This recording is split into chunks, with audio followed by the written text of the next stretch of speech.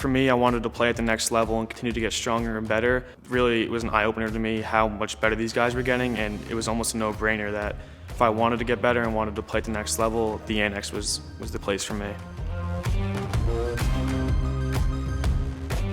The ultimate test to these athletes is if they're staying healthy. I can provide a training program that will increase velocity over 6 months, but if that athlete's getting injured, I'm not doing my job. And that was truly apparent to me based on my own experience, and it's something that I've devoted my life's work to creating an opportunity for these guys not only to achieve their goals on a performance standpoint, but ultimately stay healthy doing it and create longevity. Mickey and the Annex staff has had a great success rate with keeping people healthy, getting people better. Look at Rick Porcello, who trains here. He's towed the rubber close to every start he's had as a Major League Baseball player, and that's incredible. Like, the value in that is amazing. I'm pretty proud of the fact that I started training with Mickey my senior year of high school and have come back and trained with him every offseason since then and have had a lot of success in staying healthy. Played for quite a few years now in the big leagues, and you see a lot of guys that their careers suffer because they're not sure how to prepare themselves physically, and then they have trouble staying healthy during the season. 1-2, there it is. Put him away fast to Rick Porcello. Ends the night by retiring 21 in a row. I can honestly say and confidently that I would not have the career that I've had and been able to stay healthy and have the longevity that I've had without training with Mickey.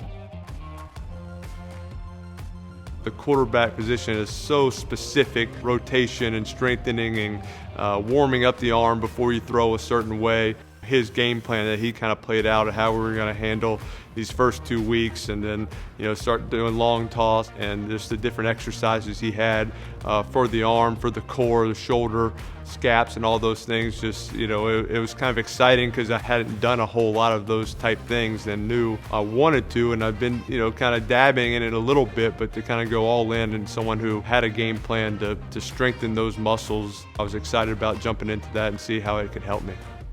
A lot of my friends have been like, what are you doing? Where do you work out? What are those stretches you're doing before the game? I'll be doing my bands and things that to most of these kids look foreign, but to me it's like, oh, that's what Mickey taught me at the Annex. Mickey does a good job explaining everything, so I'll be able to tell them, loosening up my shoulder. I was an overhead throwing athlete, played in college, and had the potential of playing after college, but unfortunately had some injuries that ended my career. It made me realize and really take a look into what training needs to be given to these athletes, because there's a lot of considerations that need to be made for an overhead throwing athlete. We want to make sure that at the very basis an athlete moves well, they have proper joint range of motion, they have proper joint body control, those types of things. They can access certain points of positions in their biomechanics, and if they can't do those things, then that stuff needs to be addressed first. And then from there we go into building speed, power, strength, all those types of things.